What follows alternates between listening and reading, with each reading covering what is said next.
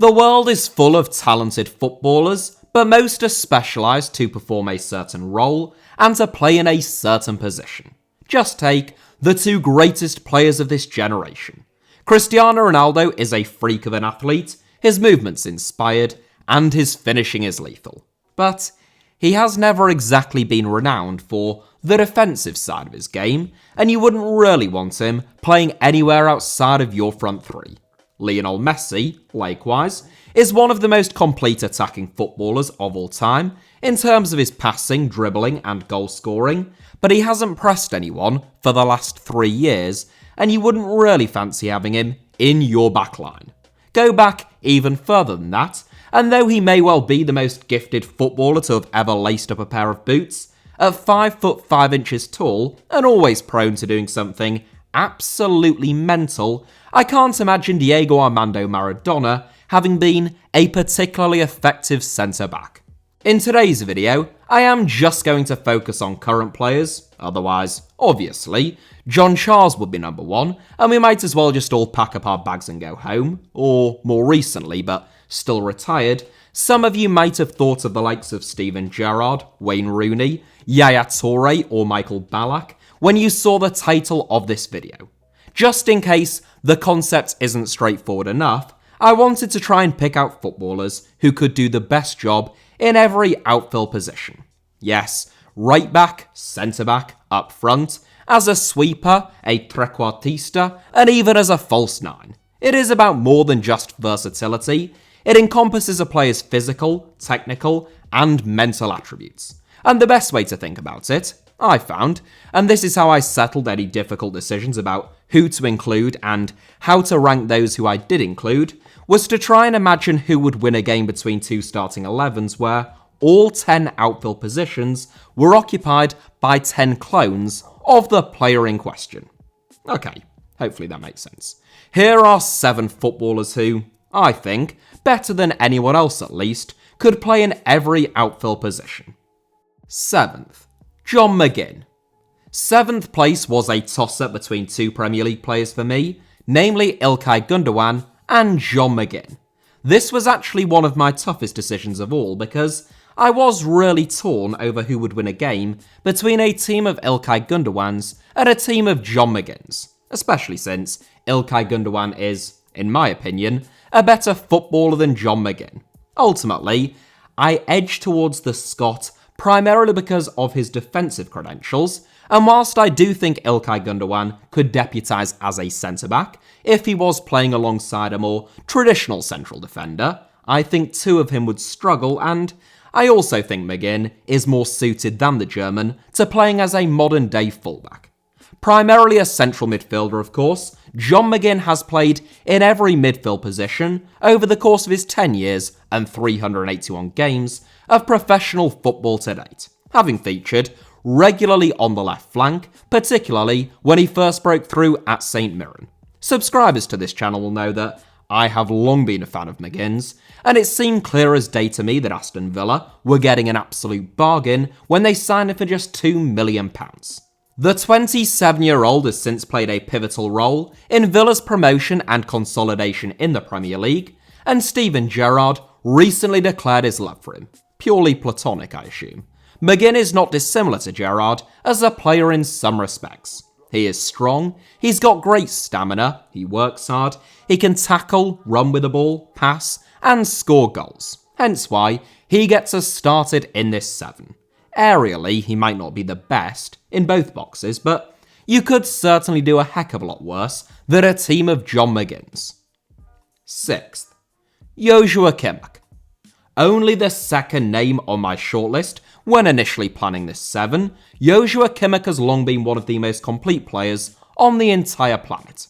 When he joined Bayern Munich from RB Leipzig in 2015 as a 19-year-old, there was a danger of Kimmich becoming a jack of all trades, but a master of none. Kimmich had played primarily in central midfield for Leipzig, but after slotting in at centre-back for a game against Hoffenheim in January 2016, due to an injury to Jerome Boateng, that is where Pep Guardiola played him predominantly in the 2015-16 season. after Philipp Lahm retired in 2017, Kimmich was shifted to right back, and that is where he played almost all of his football in the 2017-18 and 2018-19 seasons, becoming, I think, without a doubt, the best right back in the world. There was a growing sentiment in Munich, however, that Kimmich's talents weren't being best utilised from fullback, and it was Hansi Flick, midway through the 2019-20 season, that moved Kimmich back into midfield, where he became, again, in my opinion, the best holding midfielder in the world. There aren't too many footballers who have ever been the best player in the world in two different positions, let alone all in the space of a single season. But that is testament to Joshua Kimmich's range of abilities. A first-class professional with a quite relentless work rate, Kimmich is one of the most consistent footballers on the planet. His fitness and stamina are borderline superhuman, his reading of the game is superb, and there is very little that he can't do with a ball at his feet. Not only has Kimmich already illustrated that he is outstanding at right back, centre back, and in holding or central midfield, his technique is easily good enough for him to play as a number 10, and he has proven, even from defensive midfield, that he can really strike a ball and knows where the goal is. In fact, the more that I go on here, the more that I start to doubt myself about why he is only in 6th. What were you thinking, Alfie? I guess the next 5 players must be really, really good. Or maybe I just dropped a ball. Let's see. 5th, Manuel Lockettelli. Alright, I hear you. You're already thinking that Joshua Kimmich should be ahead of him. And I wouldn't argue with you for too long about that, but just hear me out on my justification for including Manuel Lockettelli. It's often said that, even in their darkest moments, Italian football still churns out brilliant players, and Manuel Lockettelli is highly illustrative of that fact, breaking into the national team in 2020 after the country had failed to even qualify for the 2018 World Cup. Of course, Italy did also fail to qualify for the upcoming World Cup in Qatar, but we will just skirt over that inconvenient fact, whilst pointing out that Lockettelli was part of the Italy team that won Euro 2020. First and foremost, a deep-lying playmaker, Lockettelli's range of talents make him adept in all 3 central roles, whether that be sitting deep, going from box to box, or in attacking midfield. Industrious and intelligent, both in and out of possession, which you will notice is a bit of a theme that runs through this 7 for fairly obvious reasons. Lockettelli is also elegant on the ball, accurate and creative in the pass, and tough in the tackle. Despite typically operating from central or holding midfield, Lockettelli's attacking qualities frequently come to the fore, even playing from deep, with his sharp first touch and powerful accurate shots from range suggesting, to me at least, that he would even grab a fair few goals if you played him much further forward. Lockettelli is 6'1", he's a strong athlete, and aerially, I don't think a team with 10 of him would have too many problems. His weakest position, I suspect, would actually be pinned out wide on the wing since he isn't rapid or an outstanding cross of the ball, but in something that might look a bit like this, with fairly narrow left and right-sided attacking midfielders, I don't think that there are too many teams out there, made up of a single player, that would beat him. 4th, David Alaba. An obvious inclusion, but a correct one nonetheless, I think. David Alaba has always been around for his versatility, and frequently played a different role at Bayern Munich, where he was one of many stars, to the one that he played for Austria, where he has been the country's main man for as long as most people care to remember. Alaba, who recently turned 30 years old, has already made more than 600 senior appearances, a remarkable statistic, which is reflective both of his consistency and his importance to every team that he has been in, but also the extremely young age at which he broke through. Touted for greatness at Austria Vienna from the age of about 12, he made a first-team squad at the age of 15, and about a month later, he signed for Bayern Munich. Over the course of his more than 600 senior appearances, Alaba has played primarily at left-back, but he has made more than 150 appearances at centre-back, more than 100 in either central or defensive midfield, and a handful on the left flank, the right flank, and in attacking midfield. Primarily, it should be said, the last of those three, with the national team. Alaba's first strength is that he is very good at football, which, always helps. And I mean almost every aspect of the sport. The most complete fullback on the planet, when he played there, Alaba's defensive positioning and footballing IQ are two of his most important attributes. But he is also quick, he has a great range of passing, and his technique very rarely lets him down. Maybe, if you were being uber critical, there could be some doubts about how many goals David Alaba, the centre forward, would score over the course of a season. Though, it is worth pointing out that the Austrian has scored more than 50 career goals, which is not bad going at all for a man who has played primarily at left back and centre back. All round, if you could actually play out the scenario that I have described, of having 10 clones of one player outfield, and there was anything important resting upon it, Alaba would be one of the safest and soundest options out there. Third, Rhys James. I've no doubt that this one will divide opinion, more so than most of the other players in this 7, because Rhys James divides opinion more so than most players. But I do find it slightly unusual that is the case. There seems to be a phenomenon in England, primarily on social media it should be said, because we have lots of very talented right-backs, for supporters of rival teams to attempt to do down the talents of other teams' right-backs, rather than just acknowledging, as is very clearly the case, that England just have a plethora of very good right-backs at this moment in time. Rhys James may or may not be the best, I won't wade into that particular debate right now, but I do think that he is the most complete. One of few Chelsea youngsters who would always seem likely would get a chance in the first team, especially following an excellent loan spell at Wigan Athletic in the Championship. James is so good that he has effectively forced Chelsea into selling Tariq Lamptey and Tino Livramento, both enormously talented right-backs in their own right, who could well go on to represent England, because they wanted more game time. Quick, tireless, and incredibly strong, James is dependable for Chelsea defensively, more so than most modern-day fullbacks, and lethal going forward. The ace up his sleeve that earns James a podium spot in this 7, ahead of some seriously formidable competition, is the way in which he can strike a ball. Whether it is whipping the ball into the box, which he is excellent at, or striking on goal, James looks like a natural forward in those moments. He scored 6 goals and made 10 assists last season, despite being sidelined for more than 20 games through either injuries or suspensions, which is pretty impressive. I think you'd struggle to find too many footballers who are as accomplished as James at centre-back, where he has made a half-century of appearances, aged only 22, and who you'd also backed at double figures every season if they were playing up front.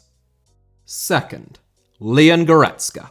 Whenever I make a video of this ilk, or remotely similar, exploring the ideas of completeness, versatility, tactical intelligence, and the like, it is telling how many Bayern Munich players either feature, or at least make my shortlist, as Leon Goretzka joins Joshua Kimmich and the only relatively recently departed David Alaba in this 7.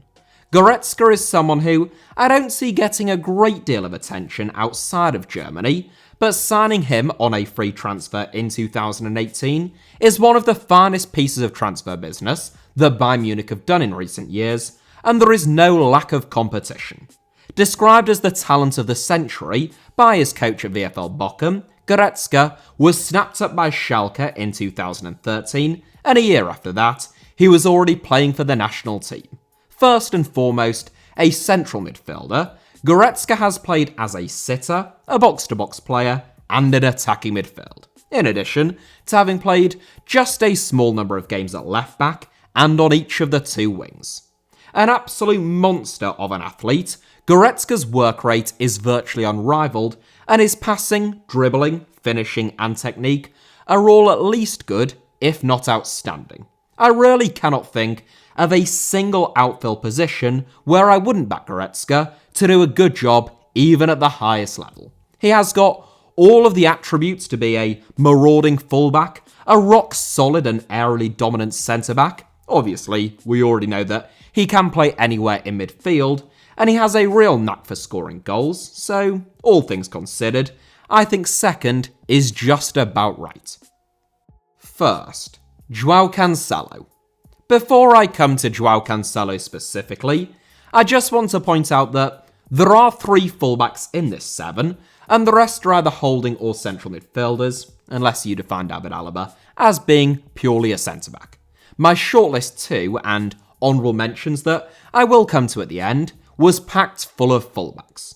That would not have been the case 10, 20 or 30 years ago, when fullback was one of the most specialised roles on a football pitch. And you wouldn't really want your left or right back playing anywhere other than there and maybe centre-back, with a few very notable exceptions. The modern iteration of fullbacks are incredibly versatile and complete though, and nowhere is that more obviously the case than with those playing under Pep Guardiola. Joao Cancelo has to be able to attack both down the right or left flanks, and by cutting inside and interchanging with others, but he also has to be able to slot into central or holding midfield, as Pep often likes his fullbacks to do in certain passages of play, and very occasionally, he also has to do some defending. Thankfully, Cancelo is brilliant at all 3, and he is, for my money at least, the best fullback in the Premier League and one of the best in the world. Quick, skillful, and brilliant on the ball, Cancelo is incredibly creative and intelligent, both on and off the ball. Whilst I don't think that it would be his best position, I think that he could do a capable job at centre-back. He is obviously world-class at both left and right back, or playing in a more advanced role on either flank, and he has all of the attributes to play in any of the midfield positions with no trouble at all. In fact, I think that he would make an especially good number 10. Scoring goals as a centre-forward would probably be the only question mark about a team of Joao Cancelos, as is the case with a few inclusions in this 7. But I would still back him to hit double figures, what with 9 other Cancelos laying on chances for him and all. Cancelo completes my top 7, and I think he would just about create the most formidable team with 10 of him as outfield players of any player in world football. What a silly idea. Oh well, hope you enjoyed it. In terms of the honourable mentions, one interesting thought experiment would be a team of N'Golo Kantés.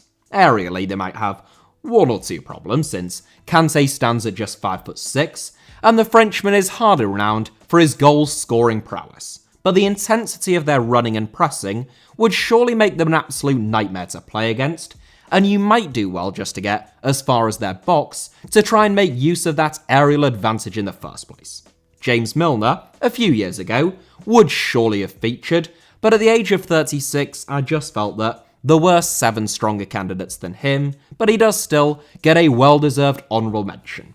Sergio Ramos, similarly, a few years ago, would have been right in the mix. And as a fellow centre-back option, a team of Virgil van Dijks would be quite the sight to behold.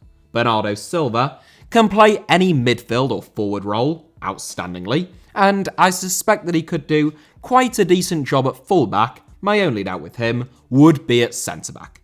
Ilkay Gundogan, I mentioned earlier on. Meanwhile, Newcastle United's Joe Linton would be quite an interesting one, seeing as how well he has adapted from struggling forward to flourishing central midfielder under Eddie Howe.